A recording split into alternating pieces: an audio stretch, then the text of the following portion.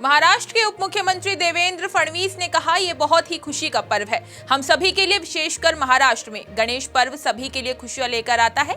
मैं भगवान गणेश से प्रार्थना करूंगा कि वो सभी के जीवन में सुख, समाधान, आरोग्य, ऐश्वर्य लाएं। हमारे प्रदेश देश के सामने जो विघ्न है उन्हें हरे। ये बहुत ही खुशी का पर्व है हम सभी के लिए। विशेष रूप से महाराष्ट्र में तो आप देख सकते हैं कि जिस प्रकार से लोगों में उत्साह है और देश में भी उत्साह है, क्योंकि गणेश जी हमारे इष्ट देव है और गणेश पर्व सभी के लिए खुशियां लाता है। मैं गणेश जी से तो इतना ही प्रार्थना करूंगा कि गणेश जी सभी के जीवन में सुख, समाधान, आरोग्य, ऐश्वर्य लाए और वो विघ्न हरता है तो हमारे प्रदेश के सामने, हमारे देश के सामने जो विघ्न है उन विघ्नों को वो हरे। भाजपा नेता अनिल विज ने कहा, कांग्रेस पार्टी की एक छोटी सी उम्मीदवारों की सूची आई है जिसमें कई दागी लोगों के नाम है। एक उम्मीदवार अभी जेल में है। भूपेंद्र सिंह हुड्डा के खिलाफ मामला चल रहा है जिसमें संपत्ति जब्त की गई है। एक अन्य उम्मीदवार के खिलाफ ईडी की कार्रवाई चल रही है। यही विपक्ष की पहचान है। हाँ, मैंने देखी है जो कांग्रेस की एक छोटी सी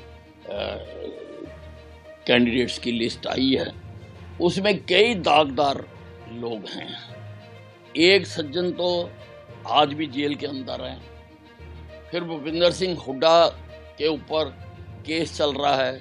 अभी उस केस में 834 करोड़ रुपए की संपत्ति अटैच हुई है। एक सज्जन नू कांड में इन्वॉल्व हैं और एक और पर भी ईडी का कार्रवाई चल रही है। ये है कांग्रेस की पहचान। इन्हीं लोगों को ढूंढने के लिए वो इतने दिन लगा रहे थे और अभी तो 31 की आई है। अभी बाकी देखिए और कितने नगीने बाहर आते हैं। भारतीय एथलीट विनेश फोगाट और बजरंग पुनिया के कांग्रेस में शामिल होने पर भाजपा राज्यसभा सांसद दिनेश शर्मा ने कहा, आज लोग कह रहे हैं कि क्या आंदोलन इसलिए ही किया गया था? क्या दीपेंद्र सिंह हुड्डा और उनके पिता पीछे से यही चाल चल रहे थे कि किस तरह से बदनाम किया जाए? वो हरियाणा जो खेलों के लिए जाना जाता है, बेटियों के सम्मान के लिए जाना जाता है, वहां उन्होंने राजनीतिकरण करने का प्रयास किया है। मैं समझता हूं कि हरियाणा की जनता दीपेंद्र हुड्डा को इसका जवाब देगी। देखिए, अब आज लोग उंगली तो उठा रहे हैं। आज लोग कह रहे हैं कि क्या आंदोलन इसीलिए किया गया था?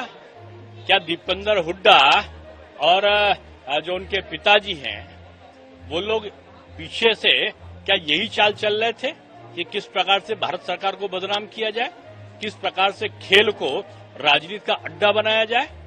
वो हरियाणा जो खेलों के लिए जाना जाता है, जो बेटियों के सम्मान के लिए जाना जाता है, वहां इन्होंने खिलाड़ियों का राजनीतिकरण करने का कोशिश किया है। महाराष्ट्र के मुख्यमंत्री एकनाथ शिंदे ने कहा, मैं गणेश चतुर्थी के अवसर पर सभी को शुभकामनाएं देता हूं। राज्य सरकार ने महाराष्ट्र की जनता के विकास के लिए कई फैसले लिए। युवाओं को रोजगार के अधिक अवसर मिलेंगे। महिलाओं के सशक्त बनाने के लिए विभिन्न योजनाएं लागू की गई हैं। अरे गणपति बप्पा से क्या मांगने की जरूरत नहीं। गणपति बप्पा का मनोभावे पूजा करो और श्रद्धा से गणपति बप्पा का स्थापना करो।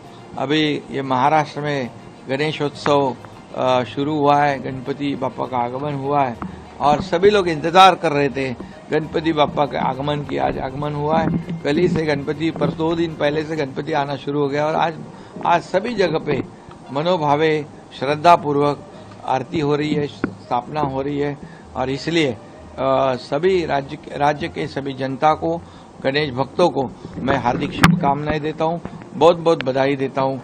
गणपति बाप्पा का अखंड कृपा छत्र सभी के ऊपर रहे। गोवा सीएम प्रमोद सावंत ने कहा, गणेश चतुर्थी की सभी भारतवासियों को, गोवा वासियों को मेरी तरफ से ढेर सारी शुभकामनाएं। गोवा में गणेश पूजन धूमधाम से मनाया जाता है। गणेश पूजन देखने के लिए देश भर से लोग गोवा में आते हैं। मैं सबसे पहले इस गणेश फेस्टिवल जो गणपति पूजन की सबको बहुत बहुत शुभकामनाएं देता हूँ। पूरे सभी भारतवासियों को और पूरे गोवा वासियों को मेरी तरफ से और मेरी गोवा सरकार की तरफ से सबको गणेश चतुर्थी की बहुत बहुत शुभकामनाएं। गणेश फेस्टिवल गोवा में बड़े धूमधाम से हर घर में गणेश जी का पूजन होता है। कुछ घर में 1.5 दिन का, 5 दिन का, 7 दिन और 9 दिन, 11 दिन का पूजन रहता है। सार्वजनिक रीत्या भी गणेश जी का पूजन बड़े धूमधाम से गोवा में मनाते हैं और मैं इसी के साथ यानी पूरे जो देशवासी जो गोवा में आते हैं गणेश पूजन देखने के लिए और सभी लोग यानी पूरे देश भर से जो गोवा में आते हैं उनको भी मैं बहुत बहुत शुभकामनाएं देता हूं।